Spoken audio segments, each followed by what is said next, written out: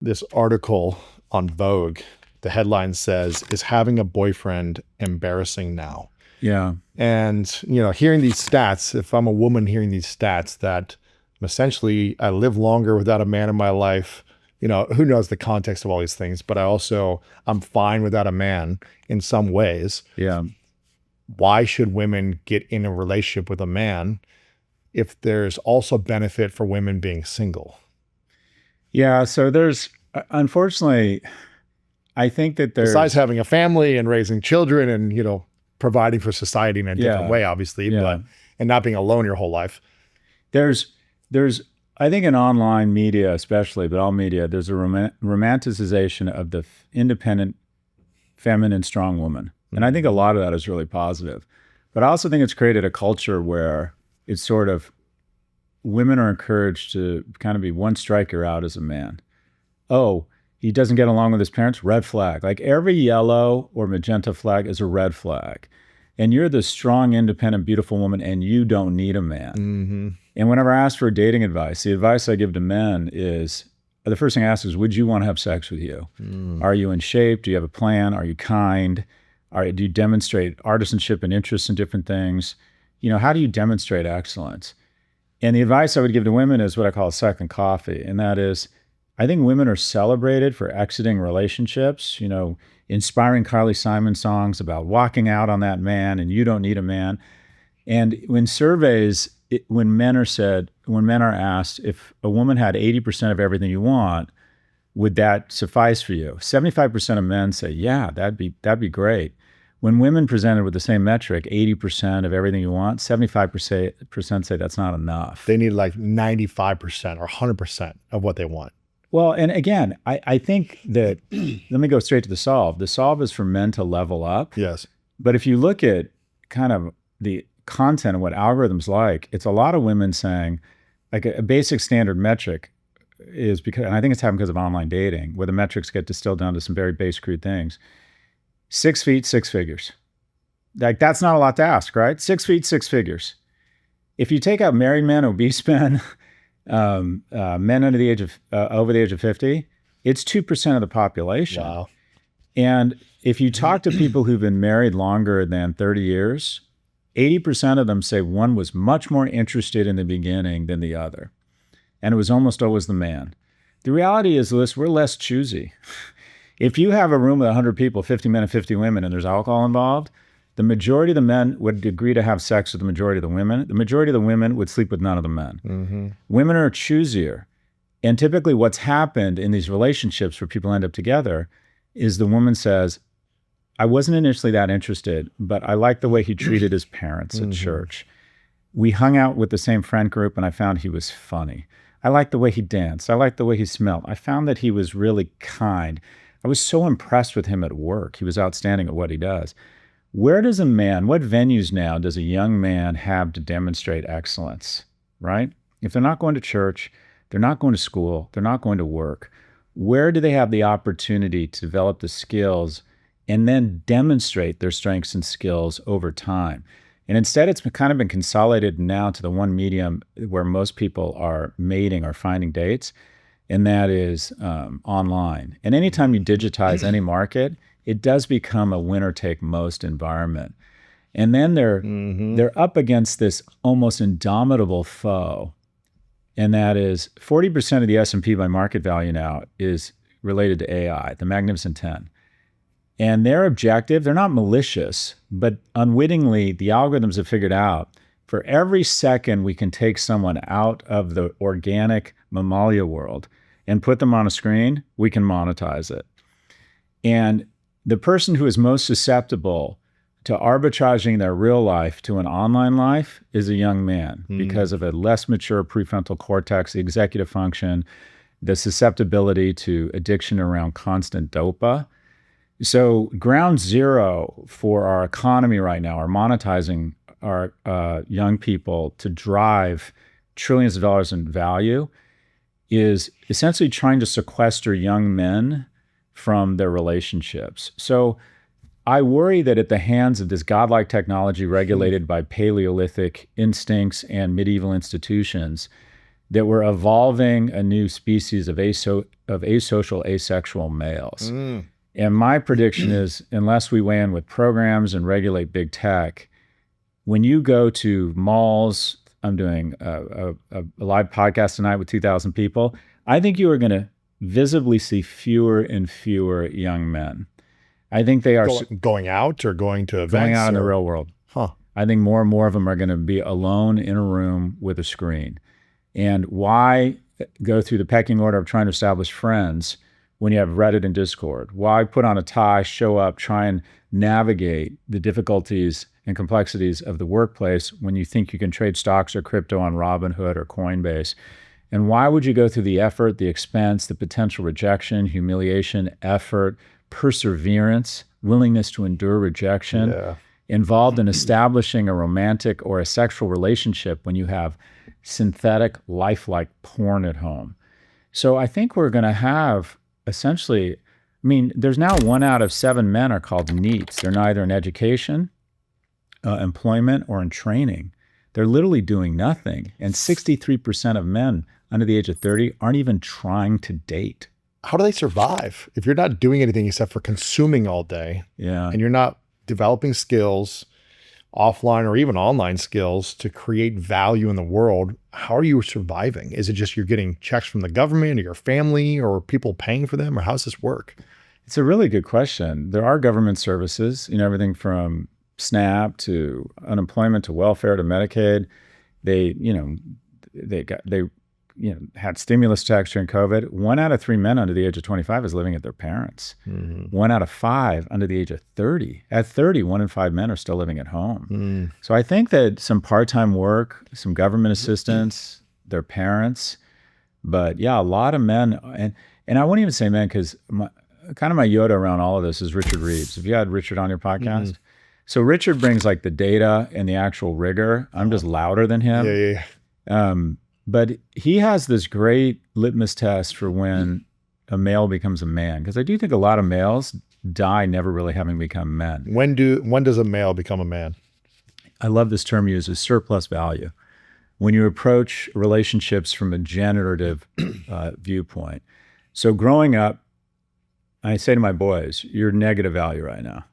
You got a school spending a ton of time and resources on you. Your parents are giving you more love than you're giving us. Society is providing you with roads. If you call 911, someone's going to pick up. You're not generating any tax revenue. You're not adding value. You're negative value everywhere. Yeah. And at some point, I think when you become a man, it's not age, it's not some sort of religious ceremony.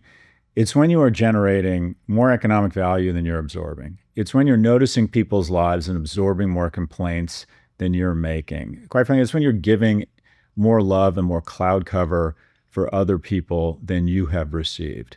You're adding surplus value is the term that Richard uses, right? Yes. And I think a lot of males never get there. I still know people who call their parents and complain when their parents are 80. And it's like, okay, at some point it needs to flip where you're taking care of your parents. And also, I came to this conclusion recognizing I didn't really, by that standard, become a man until I was in my 40s, because I used to be that guy that approached every relationship of, if I wasn't getting more joy and camaraderie from a friend than I was giving, it was like, I'm on the wrong side of this capitalist trade, and I'd exit the friendship. Interesting. If I spent time with my girlfriend's parents when they were in town, I would expect her to spend as much or more time. If I felt an employee wasn't giving me a lot more value than I was paying them, I'm thinking, okay, this isn't working, and I'd let them go. I was all about this mindset of relationships as a transaction. And then what I've come to realize is like, that's the opposite of what it means to add surplus value and be a man. That the ultimate kind of litmus test is, first you got to take care of yourself. You got to fix your own oxygen mask. Then you take care of your family. Then you take care of your community, ideally take care of your country or protect your country. And then the ultimate expression, I think, of manhood is you plant trees the shade of which, you'll never sit under. Mm-hmm. So it's been a kind of a journey for me, but I like the idea, this notion of surplus generative value in relationships. I love that. I used to think that you become a man, and maybe it's more emotionally or spiritually, when you have a child and when you lose your father. Like, you have to step into some type of spiritual breakthrough. And Yeah. but then I was like, okay, well, anyone could have kids. They could just have lots of kids, but not really be there as a father, as a Yeah. dad.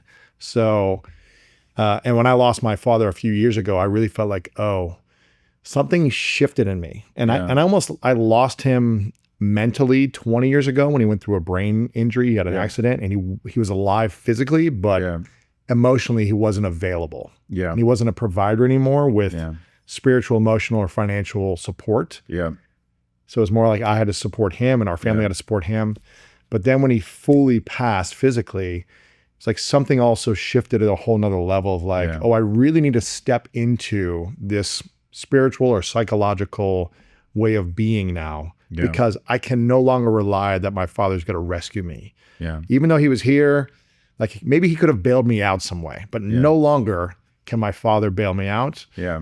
And now having twins, it's Yeah. like, oh, I get to continue to step up as a man, continue to step up as a leader to myself, a Yeah. leader to my spouse, Yeah. a leader to our extended families, Yeah. and provide emotionally, spiritually, physically, financially, Yeah.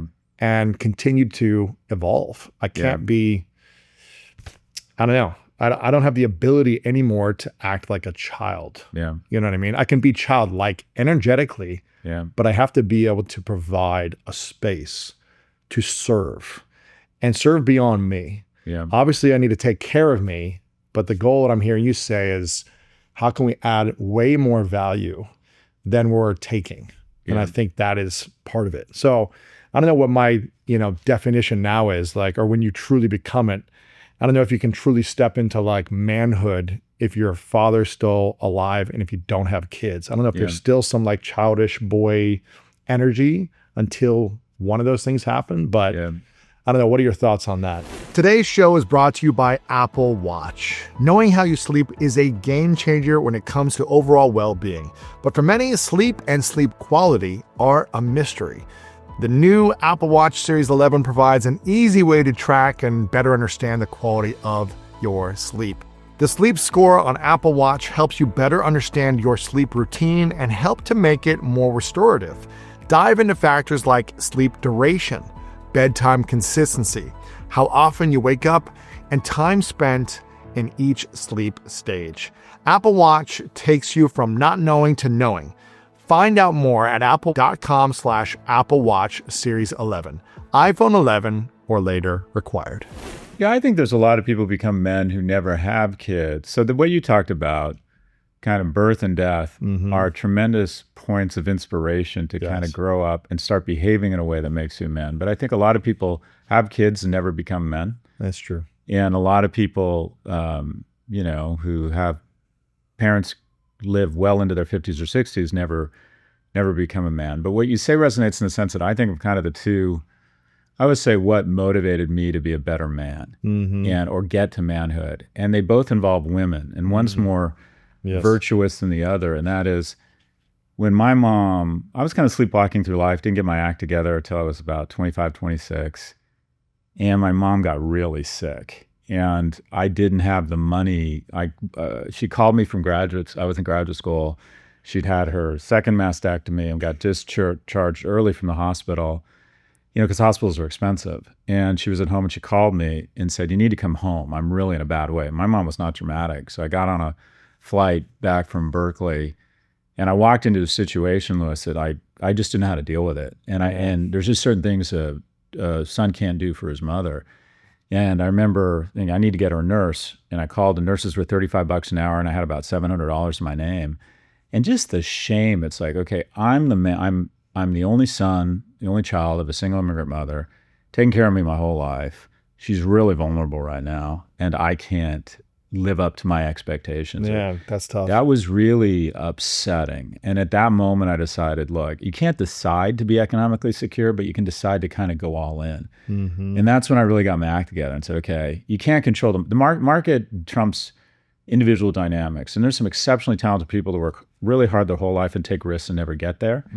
So you can't control that, but the things you can't control, I decided I was going to work really hard. That was very motivating for me.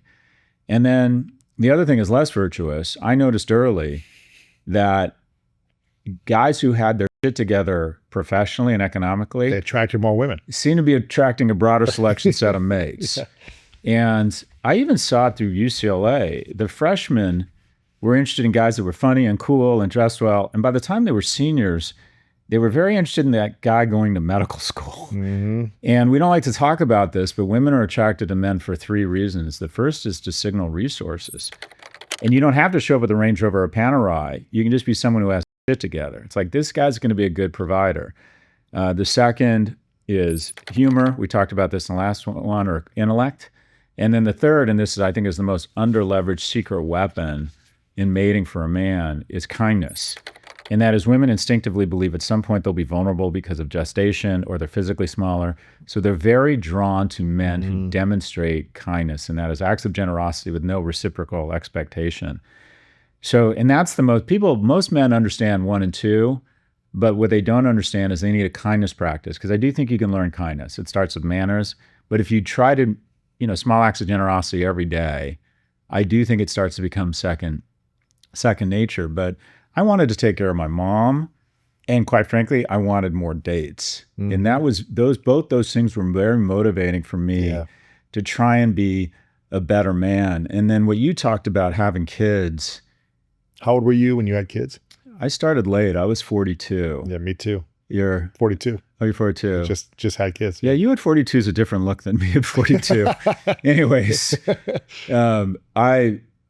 but when my kid came marching, or had the poor judgment to come marching out of my girlfriend, it was 2008, and I had lost everything. Oh, right at the housing crisis, yeah. I had always gone all in. I kind of became a professional agent in San Francisco, where you're supposed to go all in, borrow money against your stocks. And you were kind of taught, if you're really talented, you're in it to win it, and you can, I'm so awesome that if I throw myself at something 100%, it's going to win. Not recognizing, again, the power of diversity. So I've been wealthy 3 times, which means I've lost it twice. And I lost it in 2000. Then I crawled my way back, had a kid, and literally at that moment lost everything because I was too stupid to diversify. You've written a book on money. I hadn't learned the power of diversification. And when my kid entered the world, it wasn't bright lights and angels singing. I literally felt anxiety and shame. I'm like, not only have I screwed up for me, but now I've screwed up for someone who is totally dependent upon me. And granted, I struggle with depression, so I have a tendency to see dark things as black. But I remember I was so nauseous and so anxious that I had to sit down. They were more worried about me, I think, than the mother of the kid at that point. And I couldn't say, I feel failure. I feel like I've already let this thing down, So for me, that was very motivating. I think having kids is stressful. I'm not saying it's for everybody, but it definitely has made me a better man, because I want to model good behavior. I take being a provider and a protector much more seriously now. And so I do think, this kind of the 3 legs of the masculinity stool: provider, protector, procreator. I do think those are decent legs of the stool, and the skills and strengths and attributes you want to develop to be all 3 of those things are, loosely speaking, what I believe it means to be, quite frankly, masculine. But the book is really more about where I screwed up and what I learned from it, and tried to evolve around it. But yeah, my first encounter, I know you just had twins. You're doing much better than I was at that moment. But I felt a ton of stress and anxiety, but it also was very productive for me. And one of the things I worry about with my kids is that I didn't grow up with a lot, at least not economically.